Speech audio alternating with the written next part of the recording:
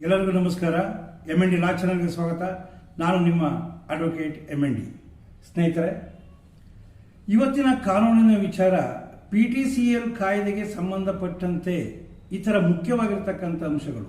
ಈಗಾಗಲೇ PTCL ಕಾಯ್ದೆಯ ಬಗ್ಗೆ ನಾನು ಒಂದೆರಡು ವಿಡಿಯೋಗಳನ್ನು ಮಾಡಿ ಬಿಟ್ಟಿದ್ದೇನೆ. ಆ ವಿಡಿಯೋಗಳನ್ನು ಮತ್ತೆ ಇಲ್ಲಿ ನಾನು ಪುನರಾವರ್ತನೆ ಮಾಡೋದಕ್ಕೆ ಬಯಸೋದಿಲ್ಲ. ಅದನ್ನು ಹೊರತುಪಡಿಸಿ ನಿಮಗೆ ಗೊತ್ತಿದ್ದಿರ್ತಕ್ಕಂಥ ಇತ್ತೀಚಿನ ಬೆಳವಣಿಗೆಗಳ ಕುರಿತು ನಾನು ಇವತ್ತು ಹೇಳೋದಕ್ಕೆ ಪ್ರಯತ್ನ ಮಾಡ್ತಾ ಇದ್ದೇನೆ. ಮುಖ್ಯವಾಗಿ ನಾನು ಇವತ್ತು ಹೇಳ್ತಾ ಇರ್ತಕ್ಕಂಥದ್ದು ಏನಪ್ಪಾ ಅಂದ್ರೆ, PTCL ಕಾಯ್ದೆ ಅನ್ವಯ ಆಗ್ತಕ್ಕಂತಹ ಒಂದು ಜಮೀನುಗಳಿಗೆ ಸಂಬಂಧಪಟ್ಟಂತೆ ಮಂಜೂರಾತಿಯ ಪ್ರಮಾಣ ಪತ್ರಗಳ ಬಗ್ಗೆ ಹೇಳ್ತಾ ಇದ್ದೇನೆ. ಸ್ನೇಹಿತರೆ, ನಿಮಗೆಲ್ಲರಿಗೂ ಸಹ ಚೆನ್ನಾಗಿ ಗೊತ್ತಿದೆ, ಶೋಷಿತ ಹಾಗೂ ಅಶಿಕ್ಷಿತ ನಿಮ್ನ ಪಂಗಡಗಳಾಗಿರ್ತಕ್ಕಂಥ ಪರಿಶಿಷ್ಟ ಜಾತಿ ಹಾಗೂ ಪರಿಶಿಷ್ಟ ವರ್ಗದ ಜನರಿಗೆ ಸರ್ಕಾರ ಸ್ವತಂತ್ರ ಪೂರ್ವದಿಂದಲೂ ಸಹ ಜಮೀನುಗಳನ್ನ ಫಾರಂ ನಂಬರ್ 1 ಹಾಗೂ ಫಾರಂ ನಂಬರ್ 2 ಮೂಲಕ ಮಂಜೂರು ಮಾಡುತ್ತಾ ಬಂದಿದೆ. ನೀವಿವತ್ತು ತಿಳ್ಕೊಳ್ಬೇಕಾಗಿರ್ತಕ್ಕಂಥ ಮುಖ್ಯವಾದ ಅಂಶ ಏನಪ್ಪಾ ಅಂದ್ರೆ, ನಿಮಗೆ ಮಂಜೂರಾಗಿರ್ತಕ್ಕಂಥ ಭೂಮಿ ಫಾರಂ ನಂಬರ್ 1 ಮೂಲಕ ಆಗಿದೆಯೋ ಅಥವಾ ಫಾರಂ ನಂಬರ್ 2 ಮೂಲಕ ಆಗಿದೆಯೋ ಅಂತ ಹೇಳಿ. ಈಗ ನಿಮ್ಮಲ್ಲಿ ಯಾವ ಒಂದು ಫಾರಂ ಇದೆ ಅದನ್ನು ತೆಗೆದಿಟ್ಕೊಳ್ಳಿ, ನನ್ನ ವಿಡಿಯೋನ ಹಾಗೆ ಕೇಳ್ತಾ ಹೋಗಿ, ನೋಡ್ತಾ ಹೋಗಿ.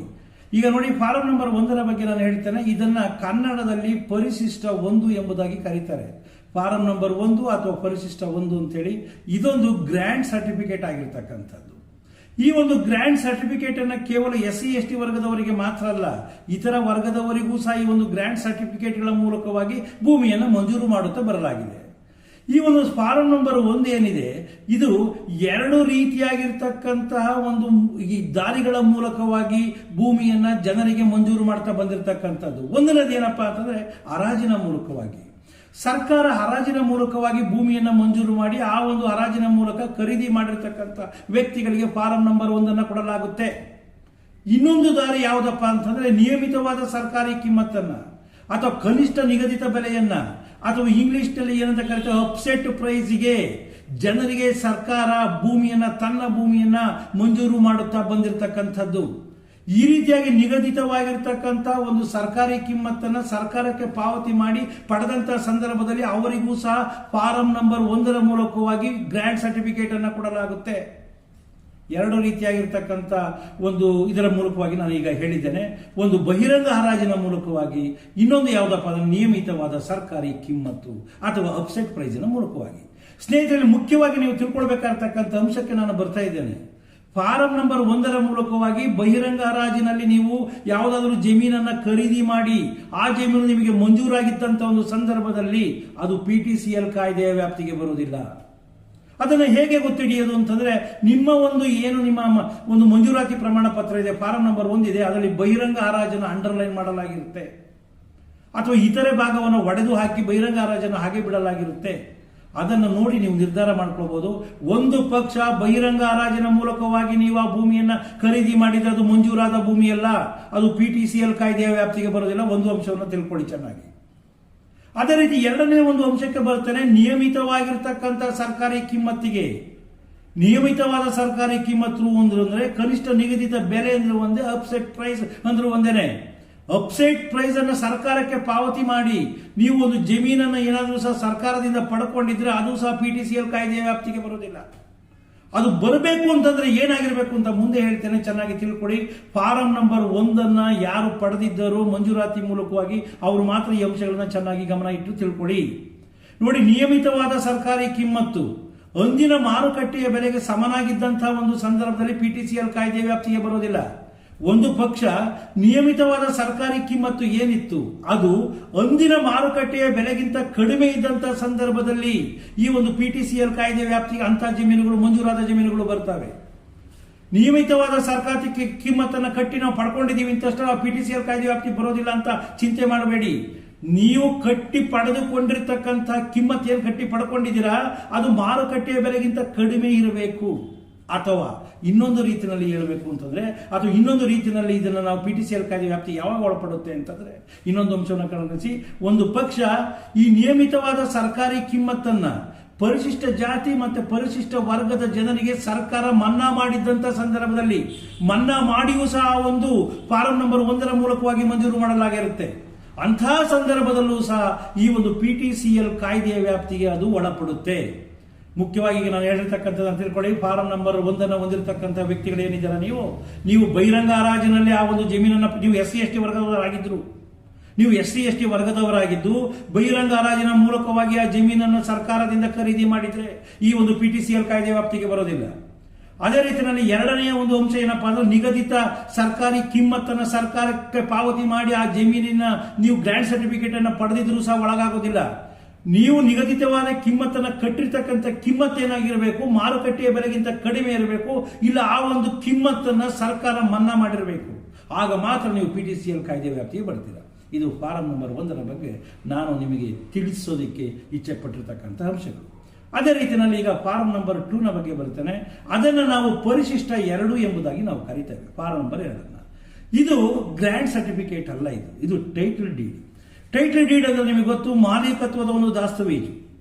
ಈ ಒಂದು ಟೈಟಲ್ ಡೀಡ್ ಅನ್ನ ಅಥವಾ ಫಾರಂ ನಂಬರ್ 2 ಅನ್ನ ನಿಮ್ನ ವರ್ಗದವರಿಗೆ ಮಾತ್ರ ಕೊಡ ಮಾಡಲ್ಪಡ್ತಕ್ಕಂತಹ ಒಂದು ಮಂಜೂರಾತಿ ಪತ್ರ ಆಗಿರತಕ್ಕಂಥದ್ದು ಇದು. ಈ ಮಂಜೂರಾತಿ ಪತ್ರದ ಮೂಲಕವಾಗಿ ಹಿಡುವಳಿಗೋಸ್ಕರವಾಗಿ ಸಾಗುವಳಿಯ ಉದ್ದೇಶದಿಂದ ಸರ್ಕಾರ ನಿಮ್ಮ ವರ್ಗದ ಜನರಿಗೆ ಉಚಿತವಾಗಿ ಅಥವಾ ಮುಫತ್ತಾಗಿ ಈ ಒಂದು ಜಮೀನನ್ನು ಮಂಜೂರು ಮಾಡುತ್ತೆ. ಫಾರಂ ನಂಬರ್ 2 ಮೂಲಕ ಯಾರು ಮಂಜೂರಾತಿಯನ್ನು ಪಡ್ಕೊಂಡಿದ್ದೀರಾ ಅವರೆಲ್ಲರೂ ಸಹ PTCL ಕಾಯ್ದೆಯ ವ್ಯಾಪ್ತಿಗೆ ಬರ್ತೀರಾ. ಫಾರಂ ನಂಬರ್ 2 ಮೂಲಕವಾಗಿ ಯಾವುದೇ ರೀತಿಯಾದಂತಹ ನೀವು ಅದೇ ತಲೆಬಿಸಿ ಮಾಡ್ಕೊಳ್ತಕ್ಕಂಥ ಅವಶ್ಯಕತೆ ಇಲ್ಲ. ಫಾರಂ ನಂಬರ್ 2 ಇದೆ ಅಂತಂದ್ರೆ ನೀವು PTCL ಕಾಯ್ದೆಯ ವ್ಯಾಪ್ತಿಗೆ ಒಳಪಡ್ತೀರಾ. ಇದು ಸರ್ಕಾರ ಕೊಟ್ಟಿರ್ತಕ್ಕಂಥ ಟೈಟಲ್ ಡೀಡ್, ಮಾಲೀಕತ್ವದ ದಾಖಲೆ. ನಿಮಗೆ ಇದನ್ನು ಮುಫತ್ತಾಗಿ ಕೊಟ್ಟಿರ್ತಕ್ಕಂಥದ್ದು, ಉಚಿತವಾಗಿ ಕೊಟ್ಟಿರ್ತಕ್ಕಂಥದ್ದು. ಇಂತಹ ಒಂದು ದಾಖಲೆಯ ಮೂಲಕ ನೀವು ಜಮೀನನ್ನು ಪಡ್ಕೊಂಡಿದ್ದೀರಾ ಅಂದ್ರೆ ನೀವು PTCL ಕಾಯ್ದೆಯ ವ್ಯಾಪ್ತಿಗೆ ಬರ್ತೀರಾ. ಸ್ನೇಹಿತರೆ, ಇವೆರಡರ ಬಗ್ಗೆ ನಾವು ಹೇಳಿದ್ದೇನೆ. ಫಾರಂ ನಂಬರ್ 1 ಒಂದು ಗ್ರ್ಯಾಂಡ್ ಸರ್ಟಿಫಿಕೇಟ್ ಆಗಿರುತ್ತೆ. ಫಾರಂ ನಂಬರ್ 2 ಅಂತ ಏನು ಕೊಡ ಮಾಡಲ್ಪಟ್ಟಿರೋ ಟೈಟಲ್ ಡೀಡ್ ಆಗಿರುತ್ತೆ. ಫಾರಂ ನಂಬರ್ 2 ಇದೆ ಅಂತ ನಮಗೆ ಕಣ್ಣು ಮುಚ್ಚಿಕೊಂಡು ಹೇಳ್ಬೋದು ಇದು PTCL ಕಾಯ್ದೆ ವ್ಯಾಪ್ತಿಗೆ ಒಳಪಡುತ್ತೆ ಅಂತ. ಆದರೆ ಫಾರಂ ನಂಬರ್ 1 ಹೊಂದಿರತಕ್ಕಂಥವ್ರು ನಾನು ಈಗಾಗಲೇ ಹೇಳಿದ್ದೇನೆ, ಅವೆರಡು ಅಂಶಗಳನ್ನು ನೀವು ಚೆನ್ನಾಗಿ ಪರಿಶೀಲನೆ ಮಾಡಿ ನಂತರವಾಗಿ ನಿರ್ಧಾರ ಮಾಡಬೇಕು. ಸ್ನೇಹಿತರೆ, ಮುಂದುವರೆದು ನಾನು ಕೆಲವು ವಿಚಾರಗಳನ್ನು ಹೇಳಬೇಕು ಅಂತಿದ್ದೀನಿ. ಈಗ ಏನಪ್ಪಾ ಅಂತಂದ್ರೆ, ಒಂದು ಪಕ್ಷ ಮಂಜೂರಾತಿ ಪ್ರಮಾಣ ಪತ್ರದಲ್ಲಿ ಯಾವುದೇ ರೀತಿಯಾದಂತಹ ಷರತ್ತಿಲ್ಲ, ಪರಭಾರ ನಿಷೇಧದ ಷರತ್ತೇ ಇಲ್ಲ. ಮಂಜೂರಾತಿ ಪ್ರಮಾಣ ಪತ್ರ ಇದೆ. ಫಾರಂ ನಂಬರ್ 1 ಅಥವಾ ಫಾರಂ ನಂಬರ್ 2 ನೀವು ಹೊಂದಿದ್ದೀರಾ. ಆ ಮಂಜೂರಾತಿ ಪ್ರಮಾಣ ಪತ್ರದಲ್ಲಿ ಯಾವುದೇ ಪರಭಾರ ನಿಷೇಧದ ಅವಧಿ ಇಲ್ಲ. ಅಂತ ಸಂದರ್ಭದಲ್ಲಿ ಹೇಗೆ ನಾವು ನಿರ್ಧಾರ ಮಾಡ್ಕೊಳ್ಬೇಕು ಅಂದ್ರೆ, ಇದನ್ನು ಪರಭಾರ ನಿಷೇಧದ ಇಲ್ವೇ ಅಂತ ಹೇಳಿ ನಾವು ಪರ್ಚೇಸ್ ಮಾಡಬೇಕಾ ಅಥವಾ ಅದನ್ನು ಮಾರಾಟ ಮಾಡಬಹುದಾ? ಖಂಡಿತವಾಗಲೂ ಇಲ್ಲ. ಸ್ನೇಹಿತರ, ಒಂದು ಅಂಶವನ್ನು ತಿಳ್ಕೊಳ್ಳಿ, ಒಂದು ಚಾಲ್ತಿಯಲ್ಲಿರ್ತಕ್ಕಂಥ ನಿಯಮಗಳು ಅನ್ವಯ ಆಗುತ್ತೆ. ಅದು ಯಾವಾಗ ಮಂಜೂರಾಯಿತು ಆ ಮಂಜೂರಾದ ದಿನಾಂಕದಂದು ಚಾಲ್ತಿಯಲ್ಲಿರ್ತಕ್ಕಂಥ ನಿಯಮಗಳು ಅಪ್ಲೈ ಆಗುತ್ತೆ.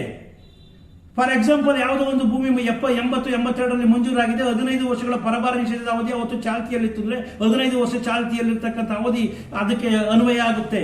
ಅದಕ್ಕೆ ಬರದಿಲ್ಲ ಅಂದ ಕಾರಣಕ್ಕಾಗಿ ಅದರಲ್ಲಿ ಮೆನ್ಷನ್ ಮಾಡಿಲ್ಲ, ಯಾವುದೇ ರೀತಿಯಾದ ಷರತ್ತಿಲ್ಲ ಅಂದ ತಕ್ಷಣವಾಗಿ ನೀವು ಅದನ್ನ ಮಾರಾಟ ಮಾಡೋದಕ್ಕೆ ಅರ್ಹರಾಗಿರೋದಿಲ್ಲ. ಅದಕ್ಕೆ ಪರಭಾರ ನಿಷೇಧದ ಅವಧಿ ಅನ್ವಯ ಆಗುತ್ತೆ ಚಾಲ್ತಿಯಲ್ಲಿರ್ತಕ್ಕಂಥ ನಿಯಮಗಳ ಮೇಲೆ. ಅದೇ ರೀತಿ ಸ್ನೇಹಿತರೆ, ಇನ್ನೊಂದು ಅಂಶವನ್ನು ನಿಮಗೆ ಹೇಳಬೇಕು. ಈ 1/1/79ರಂದು ಏನು PTCL ಕಾಯ್ದೆ ಜಾರಿಗೆ ಬಂತು, ಈ ಒಂದು ಕಾಯ್ದೆ ವ್ಯವಸಾಯದ ಭೂಮಿ, ವ್ಯವಸಾಯೇತರ ಭೂಮಿ ಅಥವಾ ನಿವೇಶನಗಳು ಮುಂತಾದವುಗಳ ಬಗ್ಗೆ ಯಾವುದೇ ರೀತಿಯಾದಂತಹ ವ್ಯತ್ಯಾಸವನ್ನು ಮಾಡಿಲ್ಲ.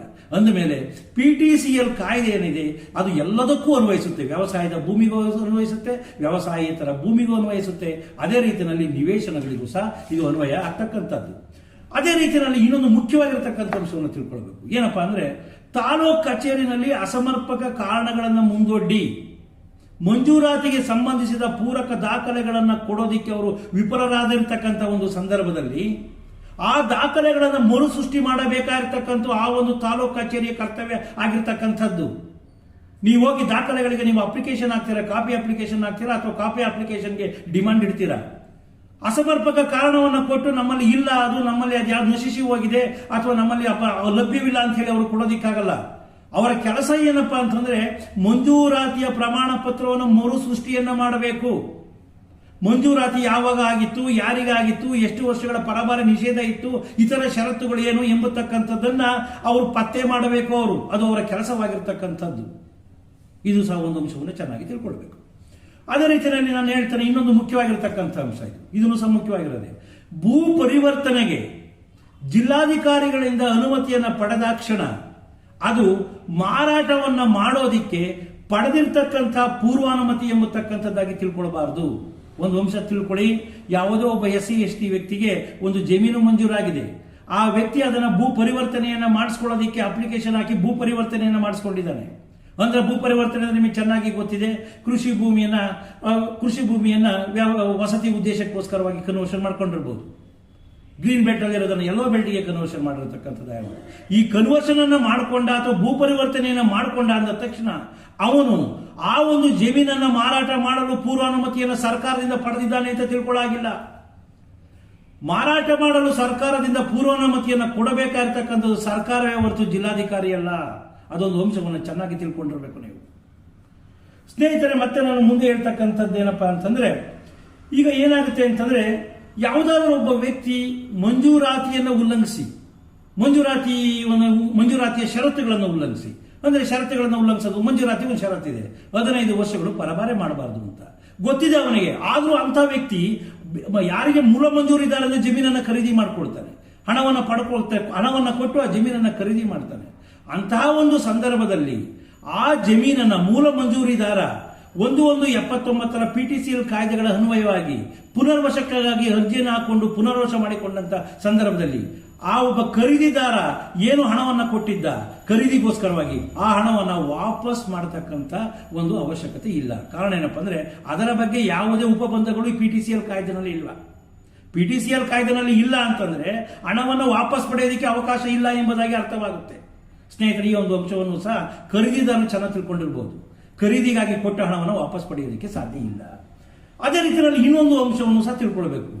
ಅಕ್ರಮ ಗಳಿಕೆಯ ಉದ್ದೇಶದಿಂದ ಯಾವುದಾದ್ರೂ ಒಬ್ಬ ಮೂಲ ಮಂಜೂರಿದಾರ ಆ ಒಂದು ಮಂಜೂರಾಗಿರ್ತಕ್ಕಂಥ ಭೂಮಿಯನ್ನು ಅನೇಕ ವ್ಯಕ್ತಿಗಳಿಗೆ ಪರಭಾರೆ ಮಾಡಿರ್ತಕ್ಕಂಥ ಒಂದು ಸಂದರ್ಭದಲ್ಲಿ ಅಂತಹ ವ್ಯಕ್ತಿಯ ವಿರುದ್ಧ ಸಿವಿಲ್ ನ್ಯಾಯಾಲಯದಲ್ಲಿ ಒಂದು ದಾವೆಯನ್ನು ಹಾಕಿ ಆ ಒಂದು ಸಿವಿಲ್ ನ್ಯಾಯಾಲಯದ ದಾಯವನ್ನು ಹಾಕುವುದರ ಮೂಲಕವಾಗಿ ಆ ವ್ಯಕ್ತಿ ಏನು ಪಡ್ಕೊಂಡಿದ್ದ ಕ್ರಯದ ಮೊಬೈಲ್ಗಿತ್ತು, ಕ್ರಯದ ಮೊತ್ತ ಇತ್ತು, ಆ ಮೊತ್ತಕ್ಕೆ ಬಡ್ಡಿ ಸಮೇತವಾಗಿ ವಸೂಲು ಮಾಡತಕ್ಕಂಥ ಅವಕಾಶ ಇದೆ.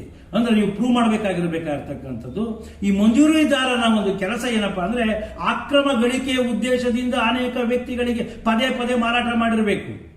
ಅಂತಹ ಒಂದು ಸಂದರ್ಭದಲ್ಲಿ ಅವನ ಮೇಲೆ ಸಿವಿಲ್ ನ್ಯಾಯಾಲಯದಲ್ಲಿ ಕೇಸ್ ಹಾಕಿ ಹಣವನ್ನು ವಾಪಸ್ ಪಡೆಯಬಹುದು ಬಡ್ಡಿಯ ಸಮೇತ.